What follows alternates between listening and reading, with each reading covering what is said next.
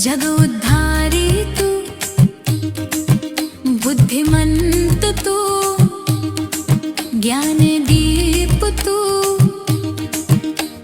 धैर्याची ज्वाला, करुणेची सावली तू.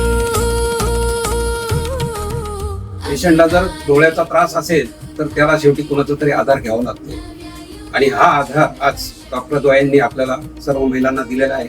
त्याबद्दल सर्व महिलांतर्फे त्यांचं मनपूर्वक आभार मानतो आणि हार्दिक अभिनंदन.